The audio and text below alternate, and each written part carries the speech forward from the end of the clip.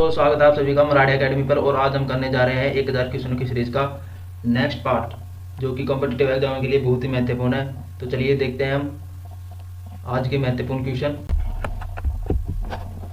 पहला क्वेश्चन, संचार में प्रयुक्त फाइबर ऑप्टिक केबल किस सिद्धांत पर कार्य करती है? इनकी फाइबर ऑप्टिक केबल जो किस सिद्धांत पर कार्य करती है? ऑप्शन है प्रकाश के नियमित परावर्तन पर, दूसरा है प्रकाश के विकिरण परावर्तन पर, प्रकाश के अपवर्तन पर, या प्रकाश के पूर्ण आंतरिक परावर्तन पर। तो इसका आंसर क्या होगा? तो इसका जो आंसर होगा वो होगा प्रकाश के पूर्ण आंतरिक परावर्तन पर। इसका आंसर होगा प्रकाश के पूर्ण आंतरिक परावर्तन पर यह कार्य करता है। तो चलिए हम देखते हैं प्रकाश का पूर्ण आंतरिक परावर्तन क्या होता है। पहले तो डेफिनेशन ही देख लेते हैं, फिर इसके बाद में आपको समझाएंगे। तो पूर्ण आंतरिक परावर्तन, पूर्ण आंतरिक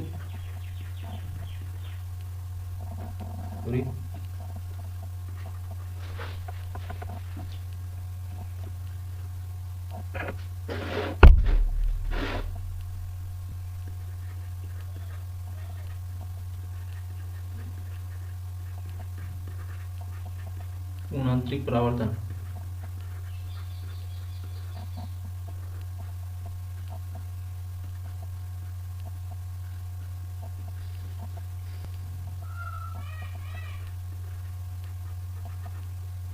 पूर्ण आंतरिक परावर्तन क्या होता है? जब कोई प्रकाश की किरण सघन माध्यम से विरल माध्यम में गुजरती है तो उस माध्यम के लिए क्रांतिक कोण से अधिक कोण पर आपतित होता है, तो पूर्णतः सघन माध्यम में लौट जाती है। मतलब अगर कोई किरण, जैसे कि ये देखिए आप, पहले तो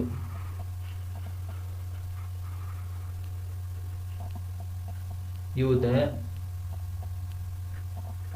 विरल माध्यम और ये होता है सघन माध्यम। अगर कोई किरण सघन माध्यम से होते हुए, ये होता है अभिलंब,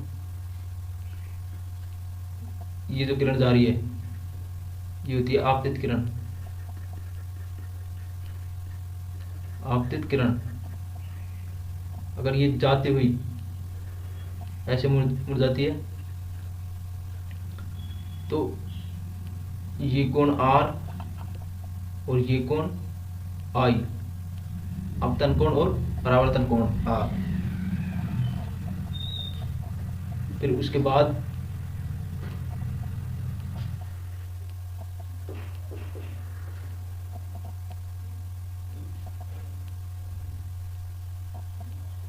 यदि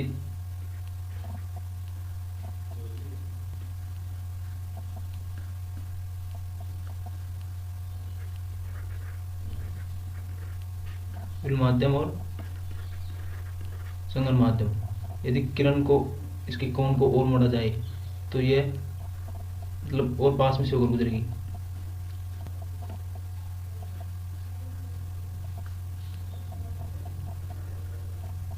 ऐसे गुजरेगी।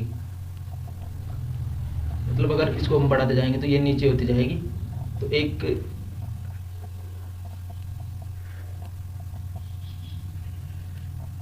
अगर इस कोण को हम ज़्यादा बढ़ा देते हैं तो देखिए कैसे होगा, ये इसी कोण पर वापस लौट जाएगी। मतलब 90 डिग्री के कोण पर घूमेगी, ये 90 डिग्री हो जाएगा R, और ये IE हो जाएगा, IE। ये जो कोण होगा ना, ये होगा क्रांतिक कोण। क्रांतिक कोण IE क्रांतिक कोण होगा। और यदि क्रांतिक कोण को हम और ज्यादा बढ़ा देते हैं तो ये जो किरण है वह उसी माध्यम में वापिस लौट जाएगी। और इसी घटना को हम पूर्ण आंतरिक परावर्तन कहते हैं। मतलब कि जो यहाँ पे जो I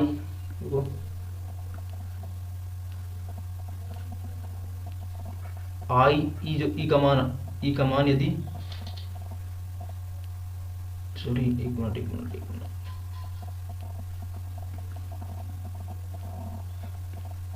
आई का मान यदि आई ई से अधिक हो जाता है तो वह कोणांतरिक परावर्तन हो जाता है।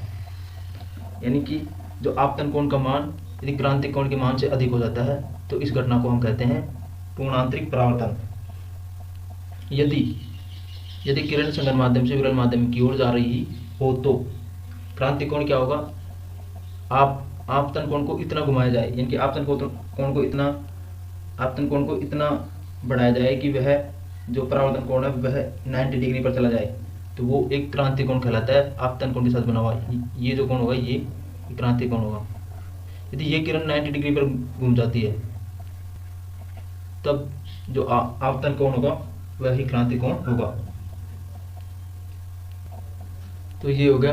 कब होगा, जब संगन माध्यम से विरल माध्यम में जाएगी। संगन माध्यम क्या होता है, जिसका घनत्व ज़्यादा होता है वह संगन होती है, और जो विरल जिसमें घनत्व कम होता है, जैसे कि ये हम वाटर ले सकते हैं और ये हम वायु ले सकते हैं, एयर, वायु। तो आपतन कोण का मान ज़्यादा हो जाता है क्रांतिक कोण से। मतलब ये अगर यहाँ से इसका मान इतना बढ़ा दिया जाए कि कोण उसी माध्यम में परावर्तन हो जाए उसका, तो वह पूर्णांतरिक परावर्तन की घटना कहलाती है। पूर्णांतरिक परावर्तन अपवर्तन आप सभी को पता है कि जैसे कि ये बाल्टी है, यदि इसमें पानी भरा हुआ है और इसमें हम किसी भी छड़ को डाल देते हैं तो मुड़ी हुई दिखाई देती है, वह प्रकाश के अपवर्तन के कारण दिखाई देती है। तारे जो चमकते हैं वह प्रकाश के अपवर्तन के कारण तारे चमकते हुए दिखाई देते हैं हमें। जैसे कि मैं आपको ऑप्टिकल फाइबर की फोटो दिखाता हूँ। ये है ऑप्टिकल फाइबर, इसमें जो ये तंतु निकले होते हैं, ये इसी के अंदर ये बना होता है ना, ये इसी के अंदर जो किरणें, जैसे कि ऐसे मान लो ये एक केबल है इसी तरह की, तो इसमें जो किरण होती है वह ऐसे परावर्तन होते हुए ऐसे और ऐसे निकलती है। ये यहाँ पे वो लगे होते हैं लेंस, जिसके कारण ये परावर्तन होते हुए निकल जाती है। मुड़ी कैसे भी हो, केवल मुड़ी हुई हो, कैसे भी हो, ये तंतु होते हैं इसमें छोटे छोटे ऑप्टिकल फाइबर के अंदर। तो चलिए देखते हैं नेक्स्ट क्वेश्चन। अगला क्वेश्चन देखते हैं, वायुमंडल की सबसे निचली परत कौन सी है। तो वायुमंडल की सबसे निचली परत कौन सी है? ऑप्शन है सौममंडल, समतापमंडल, मध्यमंडल और आयनमंडल। तो चलिए देखते हैं, इसका जो आंसर होगा वो होगा सौममंडल। सौममंडल वायुमंडल की सबसे निचली परत होती है। वायुमंडल में 5 परतें होती हैं। तो चलिए हम देखते हैं इसको थोड़ा समझते हैं।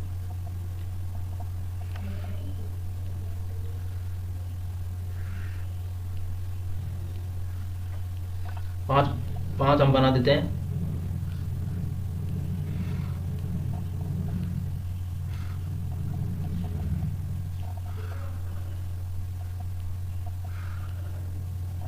एक, दो, तीन,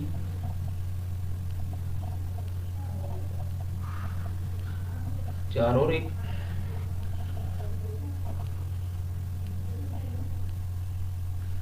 एक, दो, तीन, चार और 5 बना देते हैं। तो चलिए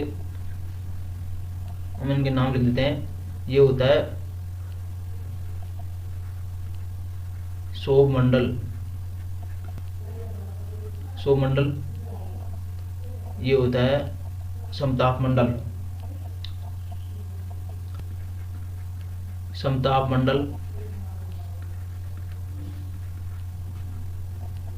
ये जो होता है मध्यमंडल,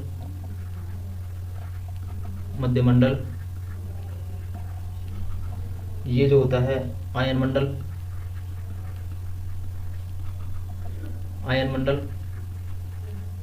ये जो होता है बहिर्मंडल। ठीक है। अब जैसा कि आप सभी को पता है कि इनमें जो परतें होती हैं ये 0 से लेके और यहाँ तक, जैसे कि 12 से 14 किलोमीटर होती है। फिर ये यहाँ पे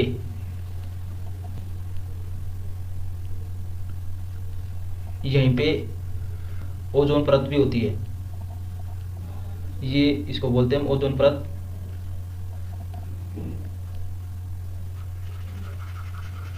ये जो मैं बना रहा हूँ आपको, ये ओजोन परत होती है, इसको बोलते हैं ओजोन परत। ये किस किस के मध्य होती है? समताप मंडल और मध्यमंडल के बीच में होती है। तो ये मतलब मध्यमंडल में होती है। ये 30 होता है, 30 किलोमीटर होते हैं यहाँ पे होते हैं 50, तो लगभग 20 किलोमीटर की है इसकी मोटाई होती है। फिर उसके बाद में ये होता है 80 किलोमीटर तक। फिर उसके बाद 120 और 120 से ऊपर 120 से ऊपर 640, 640 से ऊपर तो ऐसे चलता है।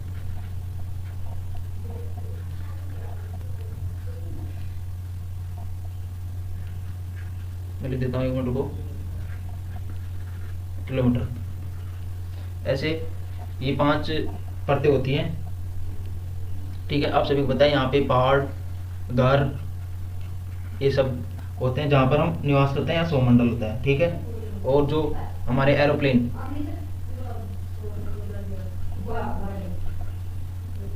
जो होती है,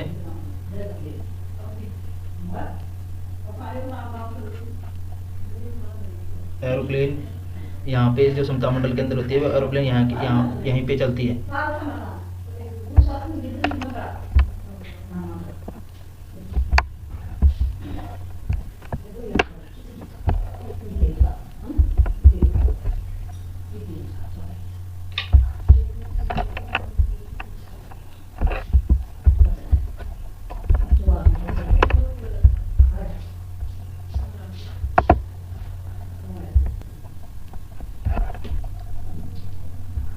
तो देखते हैं इसके अंदर, ये तो आपको पता ही होगा, यहाँ पे एरोप्लेन उड़ती है। ये ज़्यादा महत्वपूर्ण नहीं है हमारे लिए। यहाँ पे जो होता है रेडियो तरंगे, इन सभी का जो तरंगे टीवी हम चला रहे हैं या दूरदर्शन जो भी देख रहे हैं, वो इसी के अंदर जाती हैं तरंगे और वापस लौटकर कनेक्ट होती है हमारे टीवी से। इसमें हाइड्रोजन, बहिर्मंडल में हाइड्रोजन व हीलियम गैसें होती है, और विरल प्रकार का मंडल, एक तरह का एक विरल प्रकार का मंडल होता है, ठीक है। इनके इंग्लिश के अंदर भी नाम पूछे जाते हैं, जैसे कि इसको ये होता है ट्रोपोस्फेयर,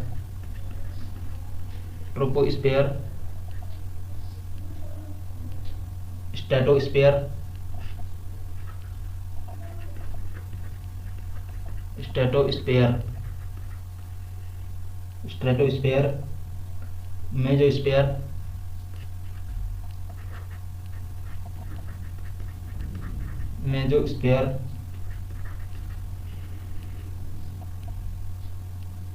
आयनोस्फेयर,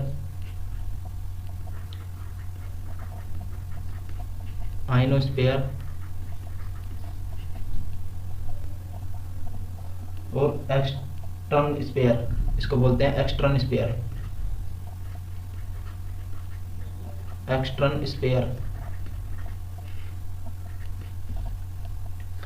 तो चलिए देखते हैं नेक्स्ट क्वेश्चन।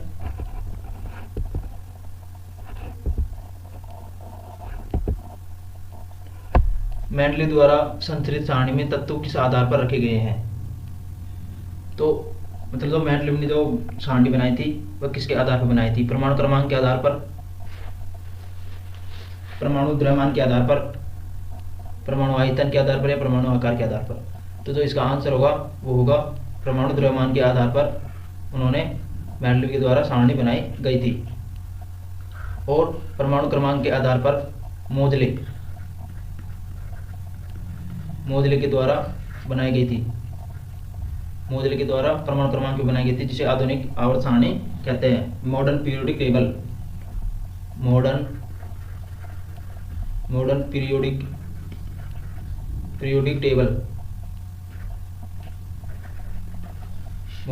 टेबल ठीक है दोस्तों, तो चलिए देखते हैं नेक्स्ट क्वेश्चन। मानव शरीर में किस अंग में यूरिया का निर्माण होता है? यूरिया का निर्माण किस अंग में होता है? ऑप्शन है यकृत, बृहद अस्थि, अग्नाशय और प्लाही, स्प्लीन। तो इसका क्या आंसर होगा? तो इसका जो आंसर होगा वो होगा यकृत। यकृत के अंदर ये यूरिया बनता है।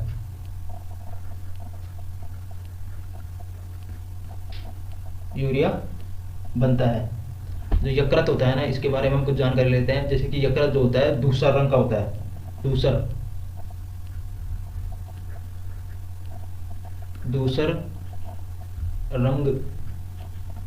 रंग का होता है।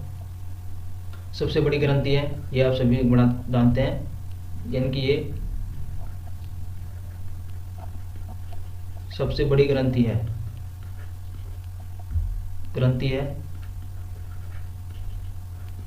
तो आप बताइए दूसरी सबसे बड़ी ग्रंथि कौन सी? दूसरी सबसे बड़ी, आपको बताना है दूसरी सबसे बड़ी ग्रंथि कौन सी। मैंने पढ़ाया है ये सब। और इनको जो वेट होता है 1.5 से 2 kg के बीच में इसका वेट होता है। और बात करते हैं इसके बारे में। इसी के पास में एक नाशपाती के आकार का एक गोल ब्लैडर होता है। मतलब इसमें क्या होता है कि इसके नीचे की तरफ एक गैल ब्लैडर होता है। गैल ब्लैडर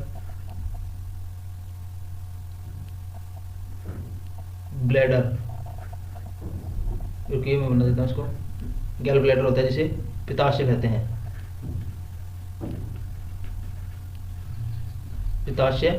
हैं। गैल ब्लैडर जिसे हम पित्ताशय कहते हैं। और यह जो लीवर होता है, ये लीवर जो होता है एक रस प्रोड्यूस करता है, मतलब जो रस का स्रावण करता है। पित्तरस का स्रावण करता है, जो कि पित्ताशय के अंदर संग्रहित होता है। ठीक है। जो पित्तरस है ये एंजाइमों की क्रिया को तीव्र करता है। मतलब ये पित्तरस का कार्य क्या है कि इसको हम कार्य लिख सकते हैं कि एंजाइमों की क्रिया तीव्र करता है। मतलब उनकी क्रिया को बढ़ा देता है। लीवर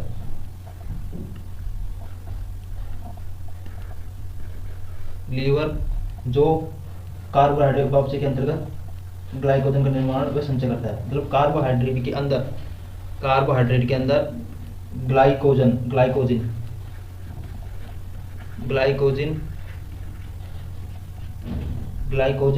का निर्माण वह संचय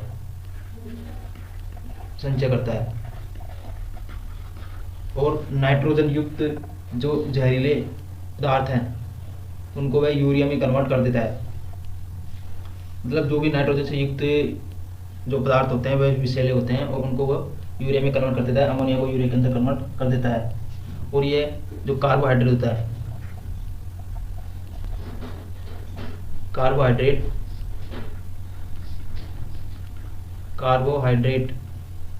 कार्बोहाइड्रेट को वसा में कन्वर्ट करता है। वसा में परिवर्तन करता है। वसा में परिवर्तन कर देता है। तो इसका जो आंसर होगा, यूरिया का निर्माण यकृत के अंदर होता है। ये सभी आपको पता है। दूसरी सबसे बड़ी ग्रंथि आपको बताना है, दूसरा रंग का होता है। 1.5 से 2 किलो का वजन होता है इसका। गॉल ब्लैडर होता है इसके नीचे की तरफ। जो पित्ताशय होता है, गॉल ब्लैडर। और ये जो लीवर से जो है ना पित्तरस का स्रावण होता है। और ये जो रस जो होता है वो पित्ताशय के अंदर संग्रहित होता है। कार्य क्या है कि एंजाइमों की क्रिया को तीव्र करता है। लीवर क्या करता है कि कार्बोहाइड्रेट में ग्लाइकोजन का निर्माण व संचय करता है। और कार्बोहाइड्रेट को वसा में परिवर्तन करता है। यदि हमारे शरीर को जरूरत पड़ती है वसा की, तो ये कार्बोहाइड्रेट को वसा में परिवर्तन कर देता है। और ये जो विषैले और रासायनिक पदार्थ होता है उनको ये कन्वर्ट करके यूरिया में बदल देता है। यूरिया में बदलने के बाद ये हमारे शरीर से बाहर निकल जाता है। तो चलिए देखते हैं नेक्स्ट क्वेश्चन। निम्नलिखित में क्या ऑक्सी एसिड नहीं बनाता है, मतलब कौन सा है जो ऑक्सी एसिड नहीं बनाता है। ऑप्शन है फ्लोरीन, सल्फर, क्लोरीन, नाइट्रोजन। तो क्या आंसर होगा इसका? तो इसका जो आंसर होगा फ्लोरीन। ऑक्सी एसिड का मतलब होता है कि यहाँ पे कार्बन, ऑक्सीजन और हाइड्रोजन ये तीनों होने चाहिए उस एसिड के अंदर। तो आपको तो पता है कि H2SO4 ये एक H2SO4 सल्फ्यूरिक एसिड है, क्योंकि यहाँ पे ऑक्सीजन आ रहा है। इंपॉर्टेंट है ऑक्सी एसिड, ऑक्सी मतलब ऑक्सीजन तो उसके अंदर आना ही चाहिए, वरना कार्बन और हाइड्रोजन हो या नहीं हो, लेकिन इसके अंदर ऑक्सीजन जरूर होना चाहिए। तो अब यहाँ देते हैं क्लोरीन, क्लोरिक एसिड, क्लोरिक, रुको,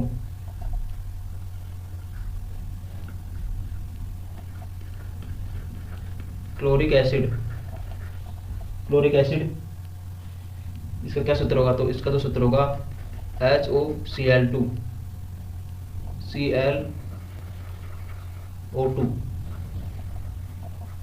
ClO2 इसका आंसर होगा क्लोरिक एसिड का। और नाइट्रोजन के बारे में, नाइट्रोजन से रिलेटेड तो एसिड आपको पता ही है, N2O नाइट्रस ऑक्साइड, जो कि लाफिंग गैस है, नाइट्रस ऑक्साइड। और एक और है NO, जिसे हम नाइट्रिक एसिड बोलते हैं, क्योंकि इसको क्या बोलते हैं हम? Nitric acid, nitric acid.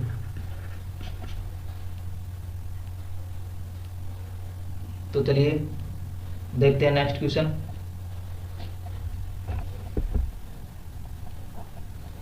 किसकी मौजूदगी के कारण शरीर के भीतर रक्त जमा नहीं होता है, मतलब किसके कारण जो शरीर के अंदर होता है वो रक्त नहीं जमता है।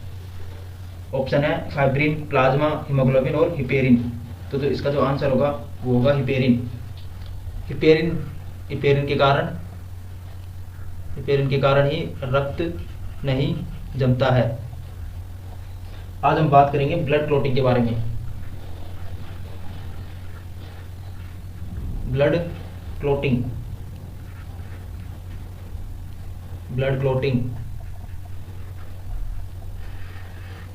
आज इसके बारे में हम ज़्यादा से ज़्यादा जानकारी लेंगे। तो जो ब्लड क्लॉटिंग होता है उसमें देखिए ये 3 सब्सटेंस होते हैं।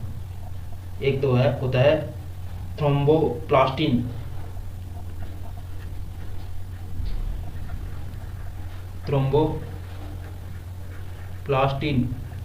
एक तो ये होता है थ्रोम्बोप्लास्टिन,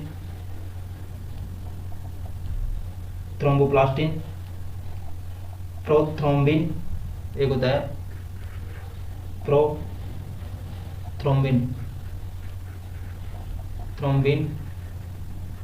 प्रोथ्रोम्बिन, और एक होता है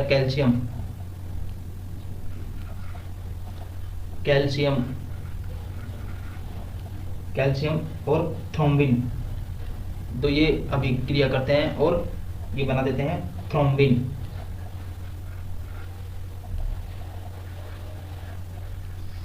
ये क्या करते हैं? थ्रोम्बिन का निर्माण कर देते हैं। ये थ्रोम्बिन जो होता है ना, ये थ्रोम्बिन क्या करता है कि जो हिपेरिन होता है, हिपेरिन जितना ज़्यादा स्रावित हो रहा है, हिपेरिन को डीएक्टिवेट करने का कार्य करता है। ये हिपेरिन को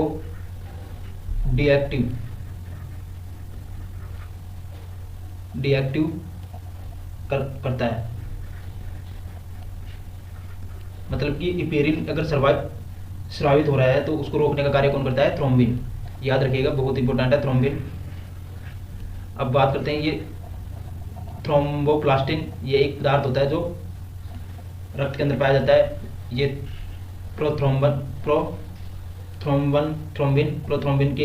प्रोथ्रोम्बिन भी इसके अंदर एक एंजाइम है। ये एक एंजाइम है जो इसके अंदर पाया जाता है। और कैल्शियम जो हमारे ब्लड के अंदर, ये तीनों पदार्थ पाए जाते हैं और इन तीनों से मिलकर थ्रोम्बिन बनता है। थ्रोम्बिन हिपेरिन को डीएक्टिवेट करने का कार्य करता है, मतलब इसको रोक देता है, स्रावित हो रहा है, इसको रोक देता है। ये एक जो होती है ना, ये प्रोथ्रोम्बिन, ये होता है प्रोटीन हमारे ब्लड में। ये इंपॉर्टेंट है, याद रखिएगा। प्रोथ्रोम्बिन हमारे ब्लड के अंदर एक प्रोटीन होता है, ये एक पदार्थ होता है, और ये कैल्शियम हमारे शरीर के अंदर होता है। कैल्शियम वो शरीर के अंदर क्या है, उसके ब्लड के अंदर होता है, ठीक है। अब क्या होता है कि जो ये थ्रोम्बिन होता है, सॉरी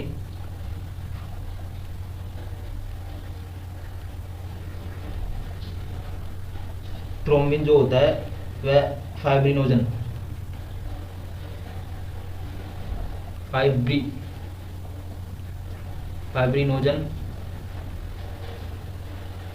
फाइब्रिनोजन के साथ अभिक्रिया कर देता है, इसके साथ अभिक्रिया कर लेता है और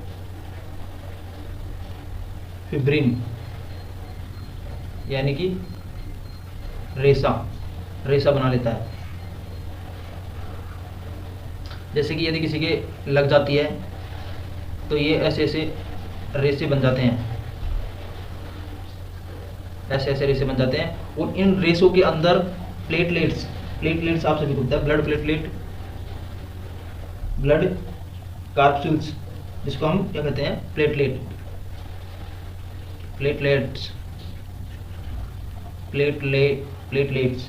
सॉरी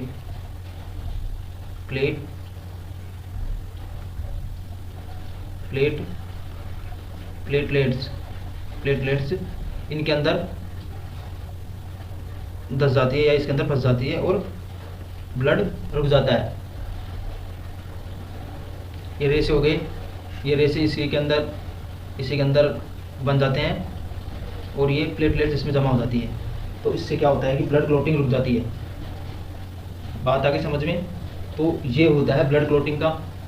ब्लड क्लॉटिंग में ये जो थ्रोम्बोप्लास्टिन होता है, एक पदार्थ होता है ब्लड के अंदर, ये एक प्रोटीन होती है और ये एक तत्व होता है जो हमारे ब्लड के अंदर पाया जाता है, कैल्शियम और आयरन जो पाया जाता है, और इनसे ही मिलकर बनता है थ्रोम्बिन। जो थ्रोम्बिन हिपेरिन को रोकने का कार्य करता है। हिपेरिन क्या करता है कि उसको जो ब्लड को होता है, ब्लड को बहने देने का कार्य करता है, यानी जमने नहीं देता इसको, ठीक है। तो चलिए देखते हैं नेक्स्ट क्वेश्चन। यदि 3 ओम और 6 ओम के प्रतिरोध समांतर क्रम में जोड़े जाए तो संपूर्ण प्रतिरोध क्या होगा? अब बात करते हैं हम प्रतिरोध ये एक प्रतिरोध होता है, मतलब जो परिपथ है और ये एक प्रतिरोध है। मतलब दो धारा की प्रवाह होती है, उसमें जो बाध्य उत्पन्न करता है उसे हम प्रतिरोध कहते हैं। यानी कि जो धारा बह रही है उसमें वो बाध्य उत्पन्न कर देता है, उसके कारण जो उत्पन्न होता है वह प्रतिरोध होता है। जो बाध्य उत्पन्न करने वाला ही प्रतिरोध होता है। और बात करते हैं हम समांतर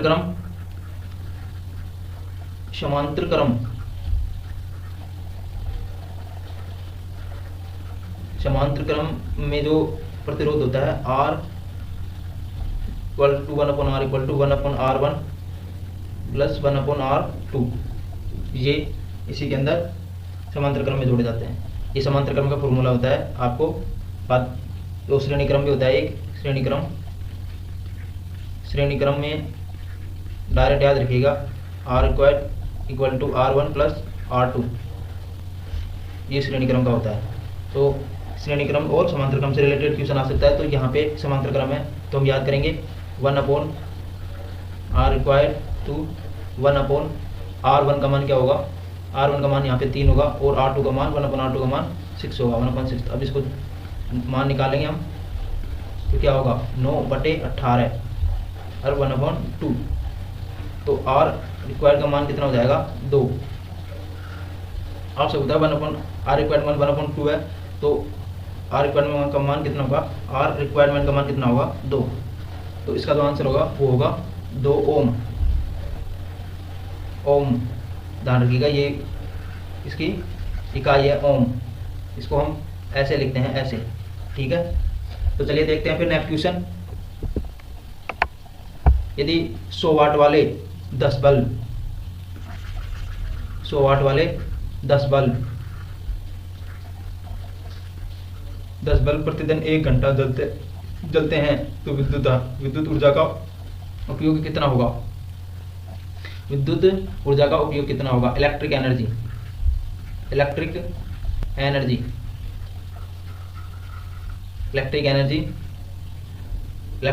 होती है 1 यूनिट। आप सभी को पता है कि 1 यूनिट इज इक्वल टू होता है 1 किलोवाट घंटा। 1 unit is equal to 1 kilowatt घंटा। अब हमको याद करना है इलेक्ट्रिक एनर्जी। तो इलेक्ट्रिक एनर्जी के लिए हम क्या करते हैं कि ये 100 वाट है, 100 वाट, तो इसका मतलब है कि 1/100 किलोवाट 1/10 किलोवाट हो जाएगा। क्योंकि आप सभी को पता है कि तो इसका जो यानी कि 1 किलोवाट इज इक्वल टू होता है 1000 वाट के बराबर। तो यहाँ पर रख देंगे हम 1/10 और 1 घंटे तक चल रहा है।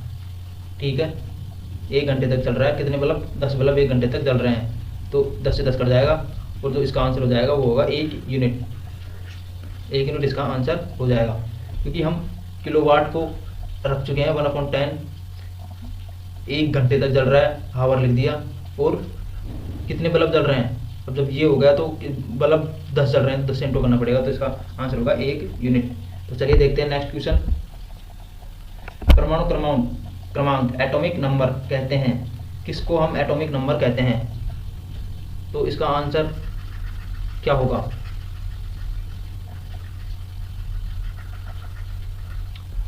ऑप्शन है प्रोटॉन व न्यूट्रॉन की संख्याओं के योग को, नाभिक में उपस्थित प्रोटॉन की संख्या को, नाभिक में उपस्थित न्यूट्रॉनों की संख्या को, या न्यूट्रॉन व इलेक्ट्रॉनों की संख्याओं को। न्यूट्रॉन व इलेक्ट्रॉन की संख्याओं को। तो ऑप्शन इसका जो आंसर क्या होगा?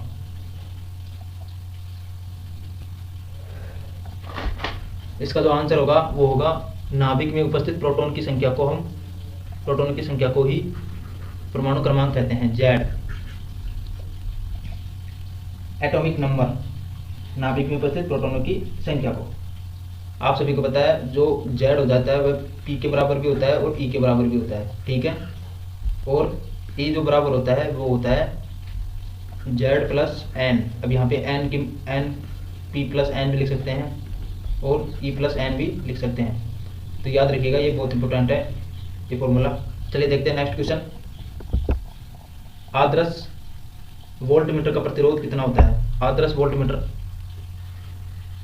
एक आदर्श वोल्टमीटर का प्रतिरोध कितना होता है? तो उसका आंसर होगा अनंत। एक आदर्श वोल्टमीटर का प्रतिरोध होता है, याद रखिएगा, एक आदर्श वोल्टमीटर का प्रतिरोध अनंत होता है। मनुष्य द्वारा भूमि पर लगाया गया दबाव सबसे अधिक कब होगा? यानी कि हमारे द्वारा अगर पृथ्वी पर जो बल लगाया जा रहा है, वो जो बल लगाया जा रहा है या इसको हम दबाव दे रहे हैं, वो कितना कब होगा, सबसे ज़्यादा कब हो सकता है? इसमें ऑप्शन दिए हुए हैं। जब वह नीचे भूमि पर लेट जाता है, मतलब अगर वह लेट जाता है तब होगा। वह जब वह एक पैर की पदांगुली पर खड़ा हो जाता है तब होगा। जब वह दोनों पादों को भूमि पर सपाट कर खड़ा हो जाता है तब होगा। या उपरोक्त सभी समान दबाव उत्पन्न करेंगे। तो इसका आंसर होगा वह सभी समान दबाव उत्पन्न करेंगे। आप सभी को पता है हमारा वेट चेंज नहीं हो रहा। यदि हम लेट जाएं, खड़े रह जाएं या एक उंगली पर खड़े रह जाएं तो उससे कोई प्रभाव नहीं पड़ेगा, क्योंकि जो वेट है वो तो जमीन पर समान दबाव लगा रहा है। तो चलिए देखते हैं नेक्स्ट क्वेश्चन। रेडियोधर्मिता नापी जाती है। दोस्तों बारिश आ चुकी है थोड़ी सी, तो थोड़ा डिस्टर्बेंस हो रहा है, तो कृपया मैनेज कर लेना। रेडियोधर्मिता नापी जाती है। किसके अंदर रेडियोधर्मिता नापी जाती है? रेडियोधर्मिता आप सभी को बताया, रेडियो सक्रियता भी कहते हैं इसको। रेडियो सक्रियता भी कहते हैं। रेडियो सक्रियता क्या होती है? वे पदार्थ होते हैं, वे पदार्थ जो स्वयं अपनी ऊर्जा मुक्त करते हैं, ऊर्जा उत्सर्जन करते हैं। उत्सर्जन करते हैं उसे क्या कहते हैं? रेडियो सक्रियता पदार्थ कहलाते हैं। इसके अंदर ऑप्शन दे रखे हैं गीगर मूल्य काउंटर, कैलोरीमीटर, पोलेरीमीटर और बैरोमीटर। तो जो इसका आंसर क्या होगा? गीगर मूल्य काउंटर। गीगर मूल्य काउंटर ही विकिरणों को मापता है। विकिरण की तीव्रता को मापन करता है। ठीक है। कैलोरीमीटर आप सभी को बताया कि हमारे शरीर के अंदर कैलोरी जो ऊष्मा होती है उसका कितना परिवर्तन हो रहा है। हमारे शरीर के अंदर कैलोरी का कितना परिवर्तन हो रहा है ये इसी के द्वारा मापा जाता है। ठीक है। पोलेरोमीटर क्या होता है? यानी कि रुको,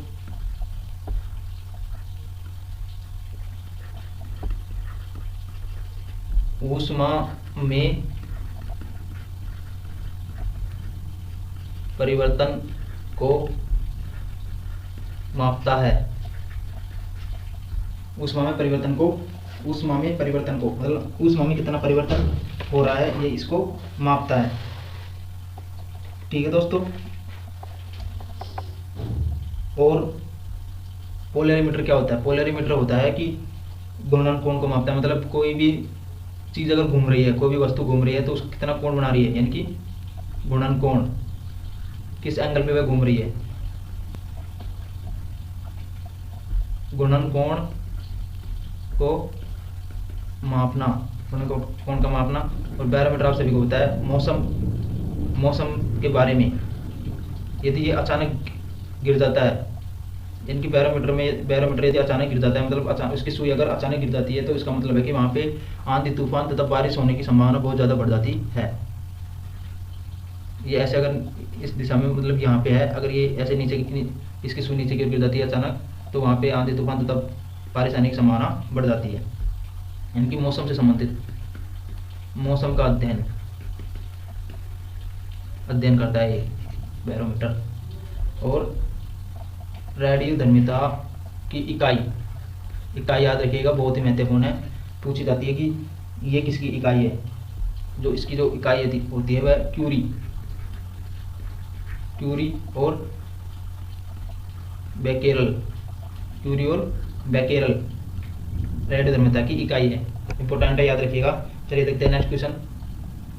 हवा एक है, शुद्ध मिश्रण है, केवल यौगिकों का मिश्रण है, केवल तत्वों का मिश्रण है, या दोनों तत्वों और यौगिकों का मिश्रण है। तो आप सभी को पता है तत्वों, हमारे जो इसमें वायुमंडल के अंदर तत्व पाए जाते हैं और यौगिक, इन दोनों का मिश्रण होता है। N2 आप सभी को पता है नाइट्रोजन जो इसके अंदर तत्व पाया जाता है। यौगिक इसके अंदर मतलब जल एक वाष्प के अंदर पाया जाता है। वाष्प यानी कि वाष्प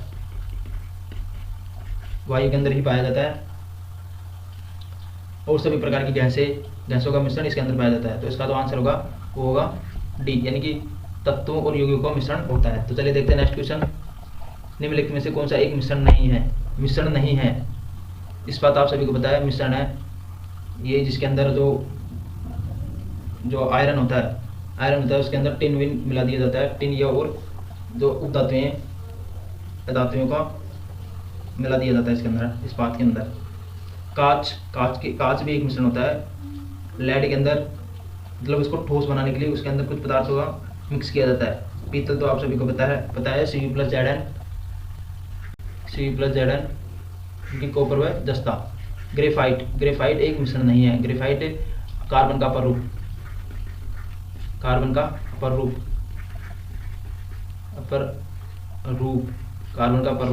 ठीक है, कार्बन का अपर रूप हीरा भी होता है। तो चलिए देखते हैं नेक्स्ट क्वेश्चन। न्यूनतम पारगम्य शक्ति किरण कौन सी है? मतलब जो भेदन क्षमता सबसे कम किसकी है, इसको हम लिख सकते हैं भेदन क्षमता,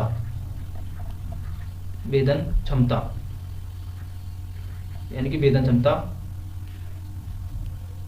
किसकी बहुत कम है।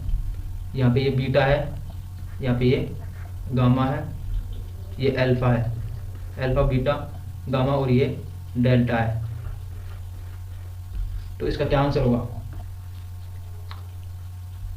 सबसे कम किसकी होती है? तो सबसे कम होती है अल्फा किरणों की सबसे कम न्यूनतम पारगम्य शक्ति होती है, यानी कि न्यूनतम भेदन क्षमता होती है। तो चलिए बात करते हैं हम इनके बारे में, अल्फा, बीटा और गामा किरणों के बारे में हम आज बात करने वाले हैं। अल्फा कण, पहला तो हम लिख देते हैं अल्फा कण। अल्फा कण बेसिक जानकारी ले लेते हैं इसके बारे में। तो ये अति सूक्ष्म होता है, अति सूक्ष्म होता है, अति सूक्ष्म और धनावेशित होता है। ये धन आवेशित होता है, ठीक है, यानी कि प्लस। तो इम्पोर्टेंट है कि अल्फा कण क्या होते हैं, धनावेशित होते हैं, ठीक है।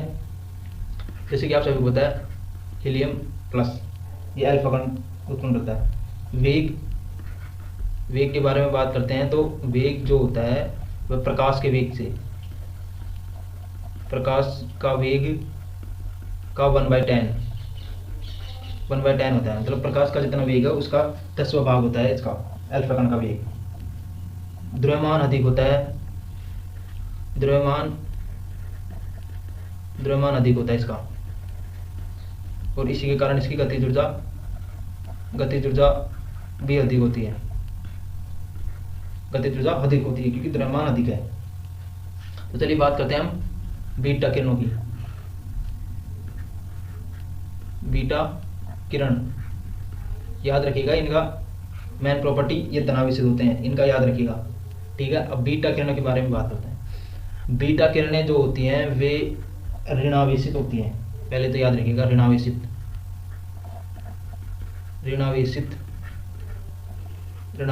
होती हैं, ठीक है। माइनस चार्ज होता है इनके ऊपर। और वेग, मतलब जो इनका वेग होता है,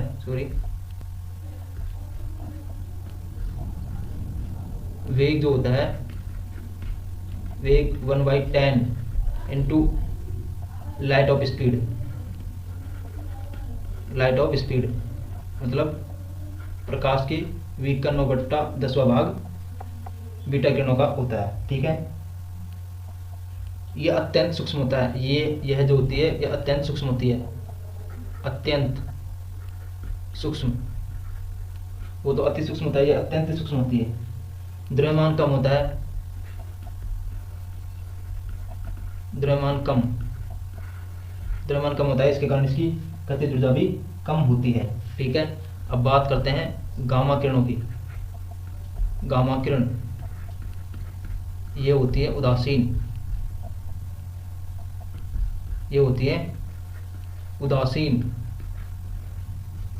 उदासीन होती है, ठीक है। विद्युत चुंबकीय तरंगे होती हैं, ये विद्युत चुंबकीय तरंगे होती हैं। विद्युत चुंबकीय तरंगे है तो इसको माध्यम की कोई आवश्यकता नहीं होती है। और वेग जो होता है, इसका जो वेग होता है ना वह इक्वल होता है, लगभग समान होता है किसके, प्रकाश के वेग के, ठीक है। इसमें जो होती है कणे वणे कुछ, मतलब जो कण होता है उसके अंदर होता ही नहीं है, इन गामा किरणों के अंदर किसी प्रकार का कण होता ही नहीं है, ठीक है। अब बात करते हैं इसकी भेदन क्षमता के बारे में। तो भेदन क्षमता का जो ये एक टेबल है उसमें ध्यान रखिएगा। भेदन क्षमता किसकी अधिक होती है, सबसे ज्यादा भेदन क्षमता होती है गामा किरणों की, सबसे ज्यादा भेदन क्षमता होती है। उसके बाद में बीटा किरणों की, फिर उसके बाद में होती है अल्फा किरणों की। तो ये एक सीक्वेंस याद रखिएगा, सबसे ज्यादा गामा किरणें, बीटा किरणें, फिर अल्फा किरणें की, ठीक है। तो चलिए देखते हैं नेक्स्ट क्वेश्चन। अल्फा कण में क्या होते हैं, अल्फा जो अभी मैंने बताया अल्फा कण के अंदर क्या होते हैं। अल्फा कण के अंदर 2 प्रोटॉन व 2 न्यूट्रॉन होते हैं, एक प्रोटॉन व 4 इलेक्ट्रॉन होते हैं, 2 प्रोटॉन व 4 न्यूट्रॉन होते हैं, या एक प्रोटॉन व 1 न्यूट्रॉन होता है। CDA 2007 के अंदर पूछा गया क्वेश्चन है ये। तो इसका क्या आंसर होगा, तो इसका जो आंसर होगा वो होगा 2 प्रोटॉन व 2 न्यूट्रॉन, 2 प्रोटॉन व 2 न्यूट्रॉन, 2 प्रोटॉन व 2 न्यूट्रॉन इसका आंसर होगा। तो चलिए देखते हैं नेक्स्ट क्वेश्चन। ऑक्सीकरण प्रतिक्रिया में निम्नलिखित में से क्या होता है, ऑक्सीकरण प्रतिक्रिया में क्या होता है। इलेक्ट्रॉन में वृद्धि होती है, इलेक्ट्रॉन में कमी होती है, प्रोटॉन प्रोटीन में वृद्धि होती है या प्रोटीन में कमी होती है, तो इसका आंसर क्या होगा? एनटीपीसी 2004 एसएससी 2016 के अंदर पूछा गया सवाल है। तो क्या होगा ऑक्सीकरण प्रतिक्रिया में निम्नलिखित में से क्या होता है? इसका जो आंसर होगा वह क्या होगा? तो जो इसका आंसर होगा, इलेक्ट्रॉनों के अंदर कमी हो जाती है। ऑक्सीकरण प्रतिक्रिया में इलेक्ट्रॉन की कमी हो जाती है, साथ ही O2 का जुड़ना, O2 का जुड़ना यानी कि ऑक्सीजन का जुड़ना ऑक्सीकरण प्रतिक्रिया कहलाती है। ठीक है, अपचयन में यदि इलेक्ट्रॉन की कमी ऑक्सीकरण में हो रही है तो अपचयन में इसका जस्ट अपोजिट होगा, इलेक्ट्रॉनों की वृद्धि हो जाएगी। ठीक है, तो चलिए देखते हैं नेक्स्ट क्वेश्चन। निम्नलिखित में से किसका प्रयोग रॉकेट के ईंधन के रूप में किया जाता है? बहुत ही ज़्यादा इंपॉर्टेंट है, रॉकेट नोदक या रॉकेट में ईंधन। आप सभी को पता है रॉकेट जो गति के थर्ड लॉ ऑफ मोशन पर आधारित होता है। थर्ड लॉ ऑफ मोशन यानी कि क्रिया प्रतिक्रिया के नियम, क्रिया प्रतिक्रिया के नियम पर रॉकेट काम करता है। इसका आंसर क्या होगा? द्रव हाइड्रोजन व द्रव नाइट्रोजन यानी कि hydrogen plus nitrogen, oxygen plus argon, द्रव यानी कि नाइट्रोजन प्लस ऑक्सीजन या हाइड्रोजन प्लस ऑक्सीजन। तो जो इसका आंसर होगा वो होगा द्रव हाइड्रोजन व द्रव ऑक्सीजन, यानी कि लिक्विड के अंदर हाइड्रोजन का उपयोग किया जाता है। लिक्विड के अंदर हाइड्रोजन व ऑक्सीजन का उपयोग किया जाता है। ध्यान रखिएगा, रॉकेट का ईंधन, रॉकेट किसके सिद्धांत पर कार्य करता है? क्रिया प्रतिक्रिया के नियम पर कार्य करता है। तो चलिए देखते हैं नेक्स्ट क्वेश्चन। चेचक की टीका किसने प्रदान किया? मतलब किसके द्वारा बनाया गया था चेचक का टीका? ऑप्शन है Edward Jenner, Pearl Kendrick, Robert Koch, Alexander Fleming. तो इसका आंसर क्या होगा? तो जो इसका जो आंसर होगा वो होगा एडवर्ड जेनर के द्वारा चेचक के टीके का खोज किया गया है। ठीक है, एडवर्ड जेनर ने इसकी बनाया था इसको सबसे पहले। तो चलिए देखते हैं नेक्स्ट क्वेश्चन। पोलियो वैक्सीन की खोज किसके द्वारा की गई थी? ऑप्शन है Isaac Newton, Jonassen Salk, Albert Einstein और मैरी क्यूरी। तो इसका जो आंसर क्या होगा?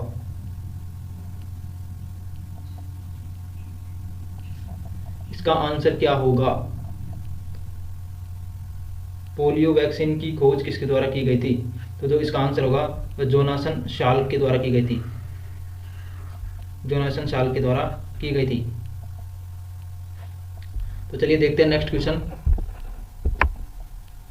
सुश्रुत को किस रूप में जाना जाता है? मतलब सुश्रुत भारत में किस रूप में जाना जाता है? भारतीय चिकित्सा के जनक, भारतीय शल्य चिकित्सा के जनक, परिस्थिति के जनक या पहली बोटनी के जनक। तो इसका जो आंसर होगा वो होगा शल्य चिकित्सा के जनक इनको माना जाता है। तो चलिए देखते हैं नेक्स्ट क्वेश्चन। निम्नलिखित में से कौन सा एक जल संक्रामक रोग है, यानी कि जल के द्वारा जल संक्रामक रोग है? तो ऑप्शन है पीलिया, क्षय रोग, रेबीज या गठिया। तो इसका जो आंसर होगा वो होगा पीलिया रोग, बैक्टीरिया जनित रोग होता है ये।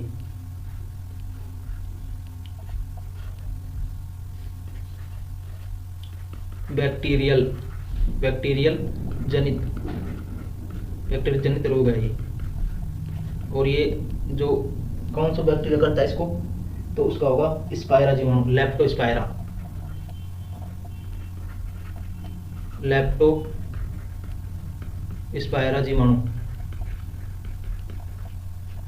लेप्टोस्पाइरा जीवाणु के द्वारा पीलिया रोग उत्पन्न होता है।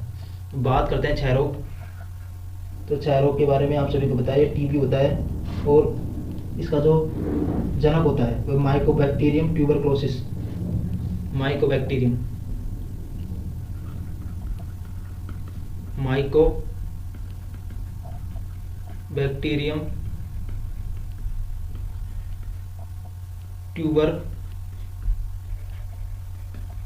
ट्यूबरक्लोसिस माइकोबैक्टीरियम ट्यूबरक्लोसिस इसका जनक है, जो इसको उत्पन्न करता है। बचाव के लिए BCG का टीका लगता है। BCG का टीका लगता है। इनकी बेसिल कैलमेट ड्यूरिन, इसको लिख देते हैं बेसिल कैलमेट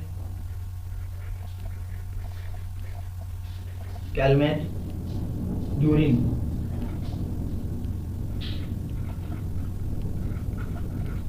ठीक है, ड्यूरिन।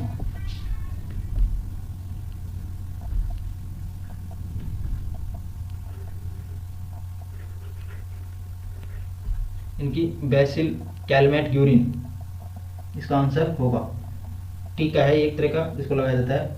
और वायरस, ये जो रेबीज है ये वायरस के कारण होता है। वायरस मतलब पालतू जानवर, जो कि फालतू जानवर होते हैं, वे अगर काट लिया, एनिमल को काट लेता है तो रेबीज रोग हो जाता है। गठिया रोग आप सभी को पता है, जोड़ों में ये होता है। हाथ पैर के जोड़ों के अंदर ये गठिया रोग होता है, मतलब सॉरी जोड़ों में होता है। जोड़ों में होता है। चलिए देखते हैं नेक्स्ट क्वेश्चन।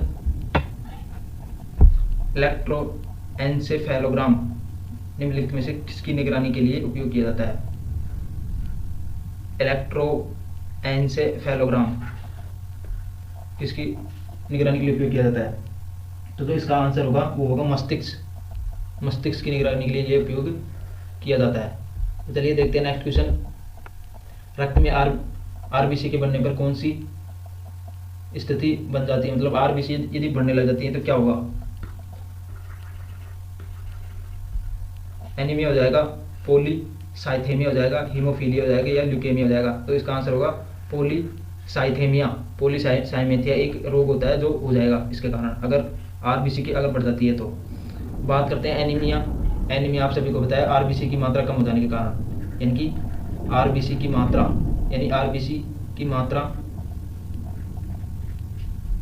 ये संख्या कम हो जाने के कारण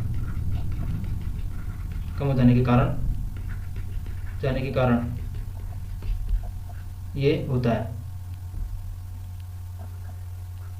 मात्रा न लिखी, यहाँ पे संख्या लिखी। चले बात करते हैं हीमोफीलिया। हीमोफीलिया क्या होता है? रक्त का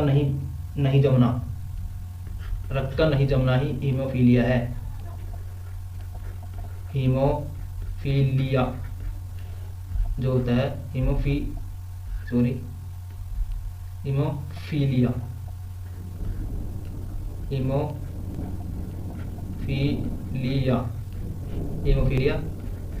रक्त का नहीं जमना हीमोफीलिया है। ल्यूकेमिया एक तरह का ये ब्लड कैंसर होता है ल्यूकेमिया। तो चलिए देखते हैं नेक्स्ट क्वेश्चन। पीलिया रोग से रुधिर में निम्न को मात्रा बढ़ जाती है। मतलब पीलिया रोग हो जाता है तो किसकी मात्रा बढ़ जाती है? ऑप्शन है पायरुवीन, बिलिरुबिन, बाकुल आमल व हीमोफीलिया। तो इसका आंसर होगा बिलिरुबिन के बढ़ने के कारण पीलिया रोग हो जाता है। तो चलिए देखते हैं नेक्स्ट क्वेश्चन।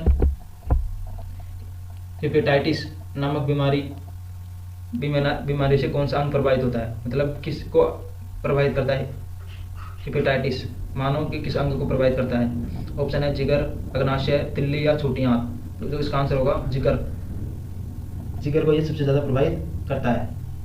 आप सभी को पता है अग्नाशय रस ये स्रावित करता है। छोटी आंत जो कि सबसे ज़्यादा प्रोटीन का पाचन करती है। रक्त समूह का आविष्कारक कौन था? इनके रक्त समूह को मतलब जो इसका बनाने वाला कौन था? ऑप्शन है Karl Landsteiner, Robert Koch, William Harvey और लुईस पास्चर। तो इसका आंसर होगा कार्ल लैंडस्टीनर ने रक्त समूह ब्लड ग्रुप ब्लड ग्रुप की आविष्कार किया था, ये उसको सबसे पहले इन्होंने ही बनाया था। तो चलिए देखते हैं नेक्स्ट क्वेश्चन। आरएच कारक ने अपना यह नाम किस जानवर से लिया? आरएच, आरएच जो ये एक ग्रुप ही होता है जो इससे किससे लिया था? बंदर से। आरएच इसीलिए लिखा गया क्योंकि आरएच, आरएच का मतलब होता है रिसस। रिसस, रिसस क्या है? बंदर का नाम, बंदर का नाम, बंदर से तो लिया गया, मतलब बंदर का नाम क्या होता है? रिसस। और ये लैंड स्टीनर और वीनर, ये दो व्यक्ति थे, वीनर और लैंड स्टीनर। इन्होंने ये जो होता है एक एंटीजन के रूप में कार्य होता है। एंटीजन है एक एंटीजन। तो चलिए देखते हैं नेक्स्ट क्वेश्चन। मानव शरीर का तापक्रम होता है, जाड़ों में घट जाता है, यानी कि ठंड के अंदर घट जाता है, गर्मियों में बढ़ जाता है, गर्मियों के अंदर बढ़ जाता है, न ही जाड़ों में घटता है और न ही गर्मियों में बढ़ता है, या जाड़ों में बढ़ जाता है। तो इसका आंसर होगा न ही जाड़ों में घटता है और न ही गर्मियों में बढ़ता है। मतलब जो टेम्परेचर होता है वह स्थिर होता है। मानव शरीर का टेम्परेचर लगभग 37 डिग्री सेल्सियस होता है और ये स्थिर रहता है, एक किसी भी परिस्थिति में चेंज नहीं होता है। तो चलिए देखते हैं नेक्स्ट क्वेश्चन। तो आज के लिए इतना ही दोस्तों, आप सभी का धन्यवाद। हमारी जो ये 1000 क्वेश्चनों की सीरीज को देखने के लिए धन्यवाद आप सभी का। पसंद आए तो लाइक कीजिए, शेयर कीजिए और ज़्यादा से ज़्यादा सब्सक्राइब कीजिए। धन्यवाद।